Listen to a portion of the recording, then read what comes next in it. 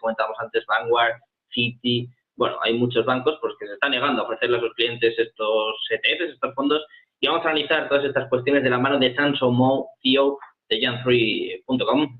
How are you, Samson? Thanks for being again here in Office TV. I'm good, thanks. Thanks for having me on. Samson, today is an historic day for Bitcoin. These ETFs, disapproval of the Bitcoin ETFs. We are also in the first day in this trading of the Bitcoin ETFs. How are you living these hours?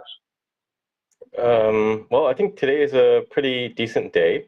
I think most people were not expecting things to move a lot because the market still has to adjust. We saw a bit of a sell-off today, I think because people were dumping GBTC shares and changing to other ETFs or possibly exiting. So I think it'll take some time for the market to warm up and for all the dealers to be able to accept people that want to invest into the ETFs too. So there'll be some adjustment period. What is happening today, Samson? Because we have seen Bitcoin more or less in the 49,000. We are seeing some ups in the first minutes, but later we are seeing sell the news. What is happening today?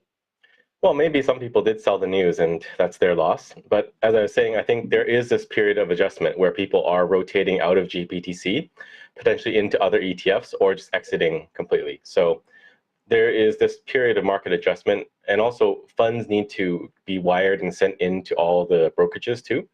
And also, as I mentioned, some brokerages are not allowing people to buy ETFs, right? Like Vanguard, they're denying their clientele the ability to invest in the ETFs, even though they are one of the largest holders themselves of MicroStrategy. So it's kind of a weird period.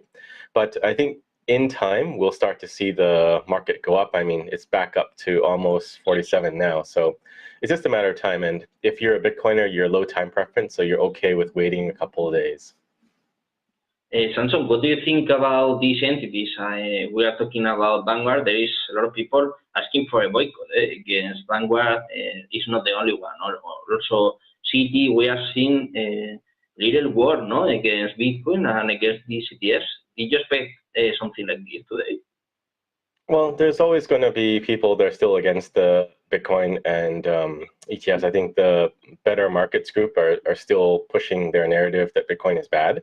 And we can expect to keep seeing that over the next few years, but there's not much they can do at this point.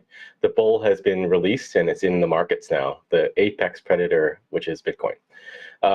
For Vanguard, it's difficult to say because they themselves have MicroStrategy, and it seems like it would be a bit hypocritical of them not allowing their users or their customers to buy the ETFs. So maybe it's just that they need to package up their marketing materials to brief all their team, and then they'll be allowed to offer those to their clientele.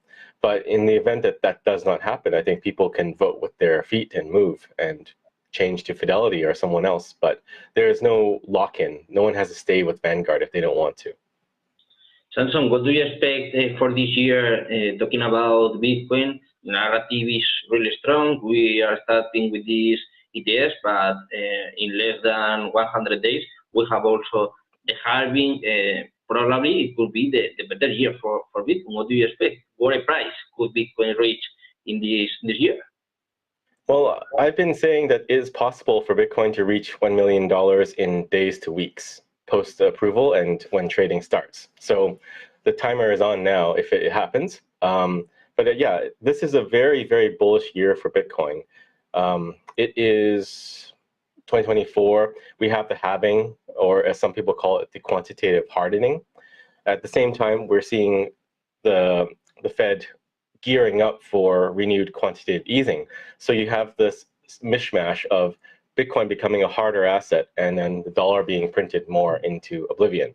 At the same time, you have ETFs running advertising campaigns. There's an expectation that at least one of the ETFs will do a Super Bowl ad this year, which would be massive to bring awareness to Bitcoin. We have more and more nation-state adoption.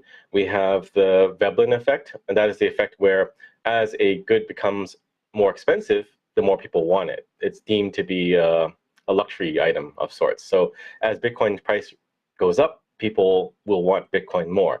And this is why you don't see people wanting to buy Bitcoin when it's dropped to 16,000, but they'll buy it happily at 100,000 or 200,000 plus. You also have a 118x multiplier. This was stated in a research report by Bank of America a few years back. It's questionable if it is 118. Some people think it could be less, but I think it actually could be more. And that is due to other factors like supply shock and recursive demand shock. So there are very few Bitcoins remaining on the exchanges that are available for people to buy. So maybe 1.2, 1.4 million is the estimate. And that can be gobbled up very quickly if inflows to the ETFs are what we expect it to be, somewhere in the tens of billions of dollars. And then you have max pain theory. This is a post I outlined a few days ago about the most painful outcome for the most people is the most probable. So the most painful outcome is that 8 billion people on the planet don't get to enter into Bitcoin at an advantageous price, and that would make significant financial impacts on their lives. And then there's also corporate adoption, more companies buying Bitcoin like MicroStrategy has been. And this is largely because of the new FASB rulings, which allow them to mark Bitcoin accordingly. And it's more advantageous now for companies to hold Bitcoin. So all of these things essentially make a perfect storm for Bitcoin to reach 1 million very, very quickly. Samson, and talking about the adoption, we have seen El Salvador, but we know that you are talking with Milei.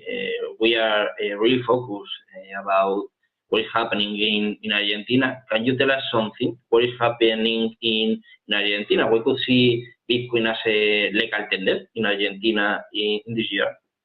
Right. So just to clarify, my team is working on scheduling a meeting with Milei. Nothing has been set yet, but we are working on that.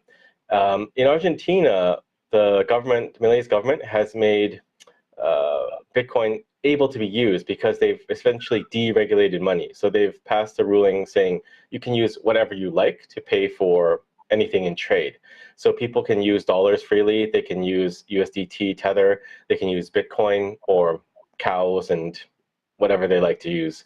So this allows Bitcoin to be used in Argentina as money, and they don't need to pass a legal tender law like El Salvador. So they've effectively reached the same outcome as El Salvador, but taking a more free market approach, which some people view as better because you're not forcing people and businesses to accept Bitcoin. You're saying you can use whatever you like and the best tool that you want to use for implementing trade with other people.